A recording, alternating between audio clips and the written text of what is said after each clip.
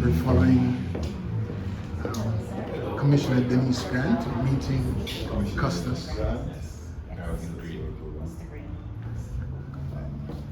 Good day, Custos. How are you? My friend. Good to see you. How you doing? Yes. So we are following them into a board meeting. We're going to have a short meeting. Thank you. Sir, you add in minutes, we will be over this I just thought that, since Commissioner Grant is... I am doing very, I'm sorry, not to be rude, I was just advising Uncle who wanted us to call him on FaceTime while we were here. So But you- I'm Oh, doing please well. go ahead. Please go ahead. Doing well, You- thank you. You want to call? Go ahead. Go ahead. You're a daughter of the soil. Come on in. I need that shirt. How are you? She's in Kingston now.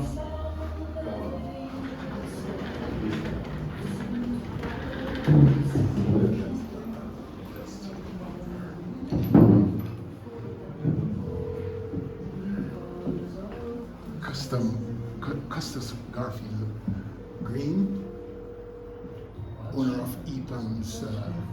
How do you pronounce EPAM's? That's correct. You got it right. From And is the He's a Lieutenant professor, so Colonel, he's probably in class. is the Honorable Lieutenant Colonel Garfield Green.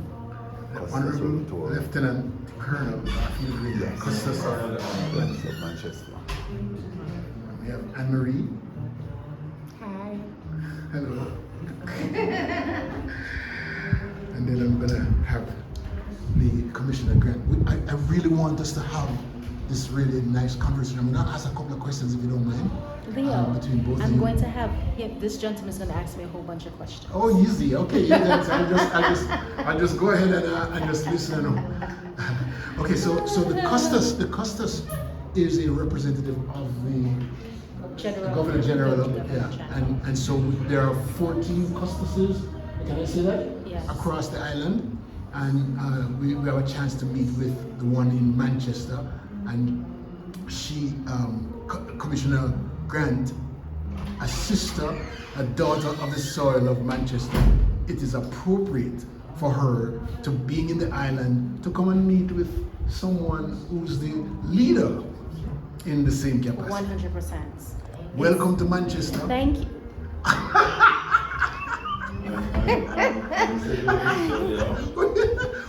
Welcome to Manchester. I should say to you, welcome to Manchester. And there, I've just been presented with one of Custos' values and attitude. Yeah, we'll talk a little bit louder than it. Values and attitude and beliefs. He has a And may I program greet you with one? here. Thank you so much. And he will speak Yes, more on it. I will tell you Here we about go. Yes, it in our discussion. absolutely. Wonderful. Thank you so Here much. we go. Here we go. Great honor. Custos, you're a daughter of the soil, a sister of the soil. I understand you're from Manchester. I am. Right, when was the last time? I will tell you about maybe 6 years ago, so quite some time. 60 years ago? Yes, I haven't been to Jamaica in about 6 years. 6 years? 6. Oh, 6. I thought you said Haven't 60. been, haven't been to Jamaica in about 6 years, but Okay. it's home. Yes. It's home. Yes. Excited about being here. I was born in Swanland Hospital. Yes, and my family resided in Christiana. Oh, just before I just got a telephone call, as I asked for a minute, from Minister Shaw's office, the MP Mm-hmm. for that side. They're lighting their Christmas tree this evening. Because he's leaving the island, he said that I have to be there. Ah, Or she was gonna be. I know. Yeah, that What would be time so is that? nice. 5 o'clock. 5 p.m. It Well, would be nice it's for up us to to you go. guys in terms of the time. It would be nice that I could introduce you to them, Absolutely. as a special guest. I would like that very Yeah, much. 5 It depends to- on the time. They have to, they're hosting me, As so. long as you say yes. I just got the call, Interesting. Yes, Yeah. because I said he'll be leaving the island soon. Mm-hmm. So it was, already put together Right, right. to facilitate his leaving the island. Of course. Right. Yeah, so I'm excited to be here. Thank you for the invitation. Yes. So, Yes. I'm honored Yes, for you to accept and to be here. Oh, it's wonderful. Very My son honored, is yes. Actually here because he is training with the national team soccer Okay. for the U17 for CONCACAF. Okay. So I'm here on that reason. And then, of course, this came along and I said, yes, I have to come Yes. and meet you and just to hear a little bit more about what you're doing here Yes. in Manchester, Yes. what some of the challenges are. Wow. If I were to speak generally, the challenges we have a lot of social problems, but I will speak specifically of Manchester, being as a parish that I have jurisdiction over. There are a number of social issues that we have here. Our police data is now showing crime is on the rise. This is increasing. We are 50 something murders since the start of the year. Last year we were at about 35. Right? We're somewhere between 50 to 55 now, which is very alarming. Very, very alarming for a small parish and for people who are known to be peaceful and quiet. But it is strongly believed by the police, by the government, that the criminals in this who are creating mischief and committing crimes in the parish are actually from other parishes. Interesting. Yes, migrant criminals, yes. Because there are other parishes that are considered hotspots and they have state of emergencies there, so they tend to move out and they still have to survive. They have to play their business just the same. And it is true. So are they settling here? They come, they commit the crimes, and then they go back? I would say they might they hide out here. Okay. That's what I would say. But I remember there are two recent murders, two recent criminal activities that took place in the parish. The guys are held in Clarendon. They're from Clarendon, I think just three of them, from Clarendon, Kingston, and St. Catherine. That's where they're from. There was one that was committed 2 Fridays ago in Porus. You would have come through that town. And police held them quickly, shortly after. And they were held coming in this way. So I don't know if they were going to stop in the parish or they were going to move on to maybe St. Elizabeth or Westmoreland. Right? But it is believed that they are hiding in the parish. Police have intelligence, and I would say they are on top of it. I have no doubt, as bad as it is, the police will win the battle. Yes. I strongly believe so. What we need is for all people to cooperate and share information. What concerns me that when they're here, it's not like they're hiding in the bushes, right? Or they're capturing empty houses. So people here must be putting them up. They must be putting them up. Yeah. And that's unfortunate. Yeah. That's unfortunate. What we should do is have these people should be sharing information. Because if they believe they join the sports, I don't know.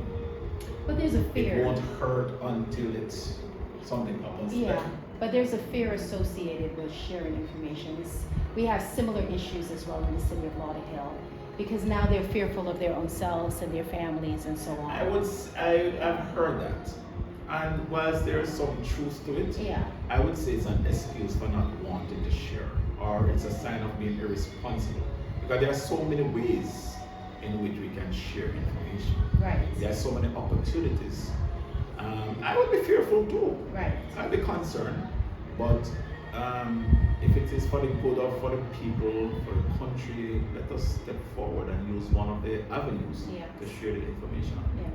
Well, as an elected official, I've always found that it's our responsibility to educate our constituents that sharing information is not going to somehow harm them. That the information that like you mentioned, there are different ways to share it. Yes. So they can share the information, but the police department, of course, is not going to let those criminals know that you're the one that gave the information. Yes. So it should be safe to do it. But oftentimes they don't think that it is. Yes. And they're concerned about their own livelihood, they're concerned about their own, safety. So we have to be mindful of that as well. That is true, and we have to respect their fear Yeah. or their concerns, because it has been said before that police officers receive information and they would go and say, boy, John has reported, John complaining that you're hanging out at his gate, Yes. right? So information has been handled poorly, I would say. So trust is an issue But as well. our police force has grown. Yes. It has become mature. Yes. I'm not gonna say you don't have a one and two that's created a bad name, Right. right? But they are not the JCF. Right. They are not the JCF, Right.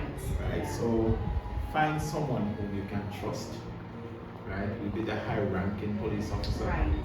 You'll have tip lines Right. where you can call in anonymously. Right.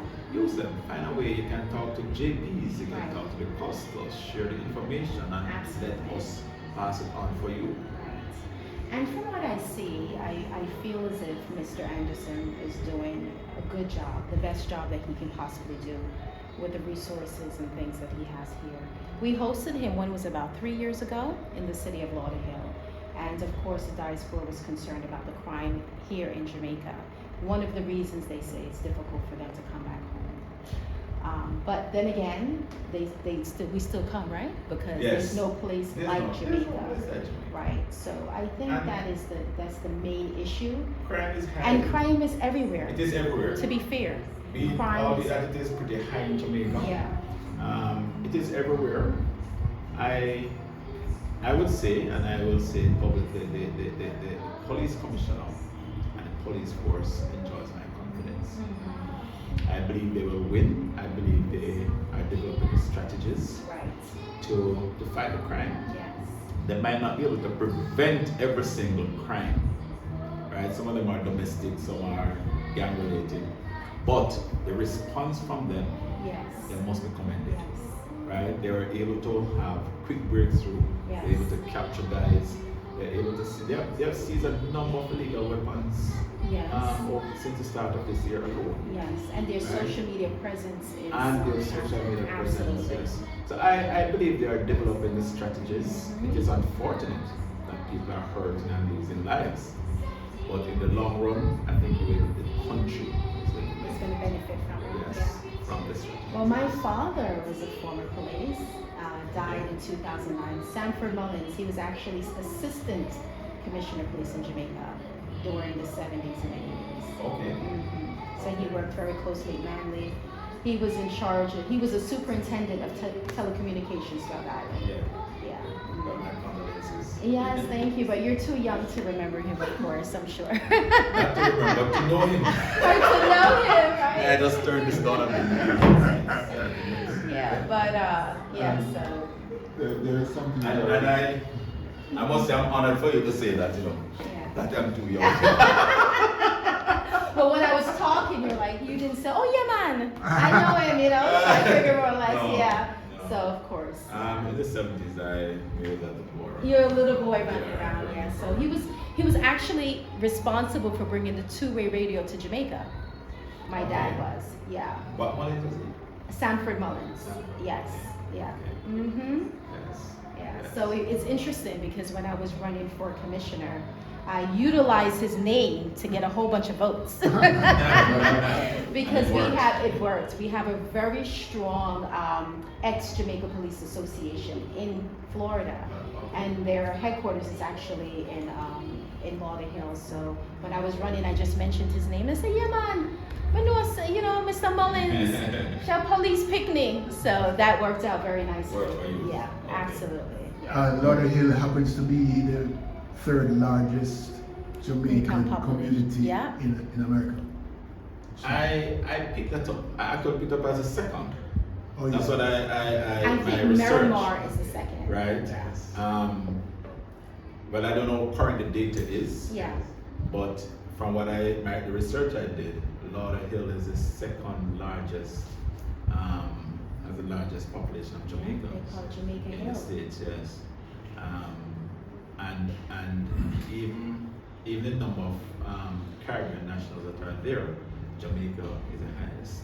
Yes. It's good to know that you did your homework, sir. Yes, Yeah. I did so. Yeah. But you know, sir, one of the things that concerns me, especially in Jamaica, is the wanton attack on policemen in uniform. In recent days, where that people blatantly attacking policemen in uniform, that must stop. While some of our officers don't conduct themselves in the manner that they should, it's no reason, absolutely no reason, for any citizen attacking a police in uniform. And the other thing that is very important, that also sends the fear of crime in Jamaica, is that crime is perceived more than it actually is in Jamaica.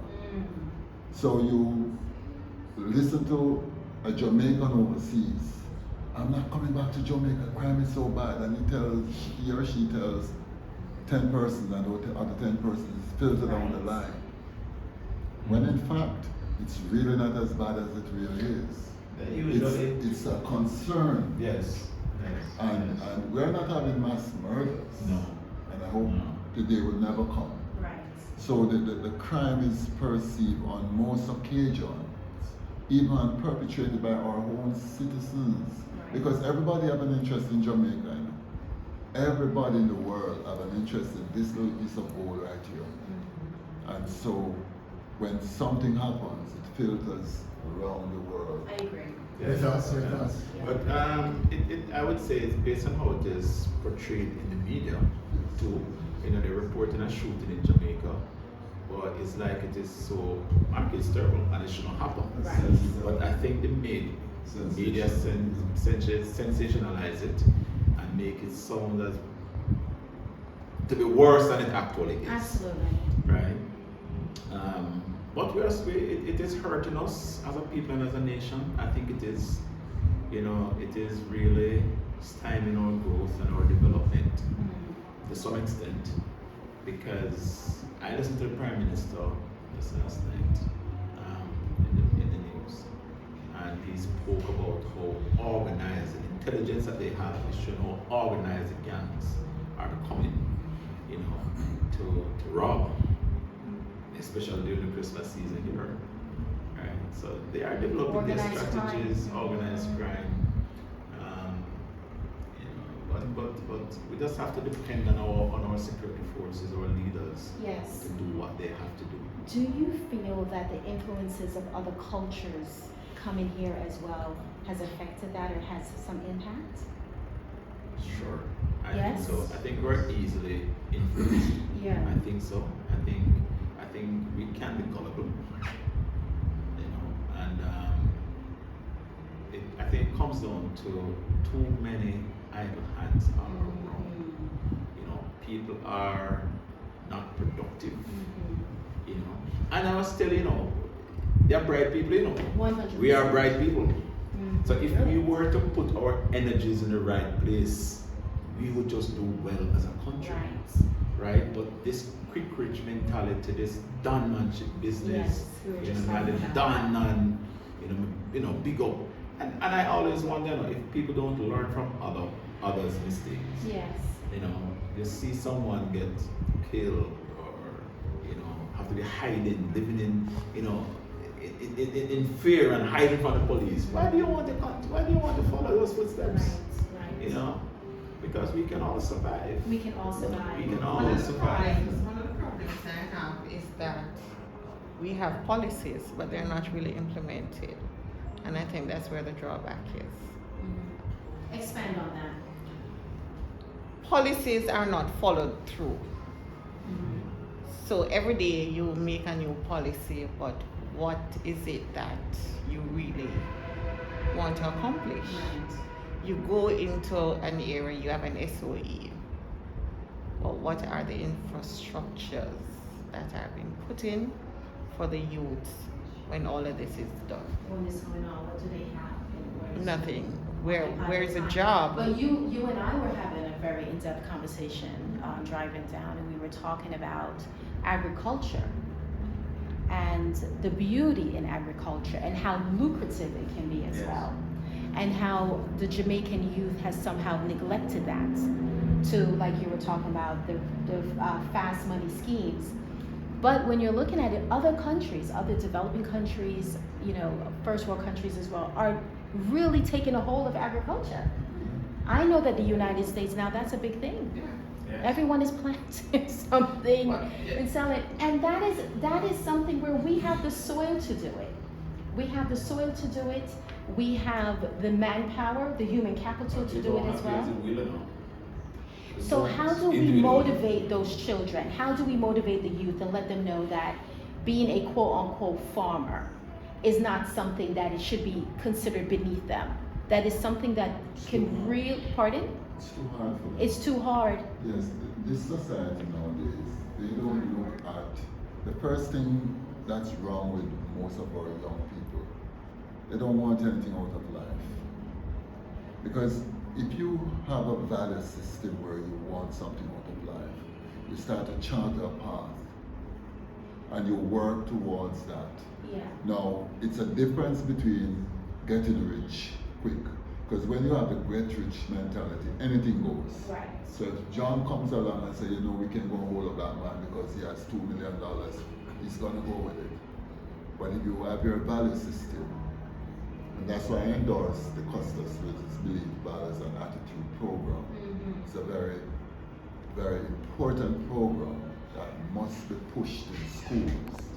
Now, I look also at the JDF, where they have the Genesis, where they bring them in. And mark you, there's a lot of criticism about it. But I believe that a lot of persons who criticize don't really understand the program. You take a vast number of persons from off the street, young men. You train them. You don't train them to use weapons of such. But most of them you train them, at least they will have a trade. They'll learn the basic discipline. And when they come out, JDF can employ all of them. They're going to take a number from there. But there are different groups like the police force, the fire brigade, and the security force who are taking these persons who have already have a certain level of disciplinary training and skill set. Those things should have been implemented from earlier days, come right up and follow through. That's the only way. We have to capture. We can't capture everybody, but you have to capture the young youths from the age So it goes back to the home. and follow through with Elementary. procedures and implement. So you groom them right through. I agree, because a lot of the values that I have now, I learned them as a child. Right? I can remember simple things that people said to me. You know, won't leave out my parents, but things that I learned in school. You know, neighbors that have said something positive. Maybe then I didn't see it as useful or anything, but today they help me. Of course. And I agree with what you said. People don't value themselves. Their worth is very small, their self-worth. They don't have respect for themselves and for others. And that led me to developing the Manchester Beliefs, Values and Attitudes program. Right. You know, where we're asking us to get back to basics. Yes. Get back to basics, where we inculcate some of the values in our people. So this particular program is, and it is a program, yes? A program? Yes, it is. Okay. It is a program. And it's in the schools? And yes, Okay. it's in our schools here in Manchester, Yes. right? It's a program that was endorsed by our national leaders, Governor General did. Yeah.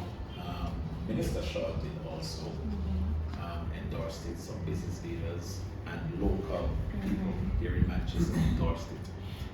It is been highly asked for and encouraged.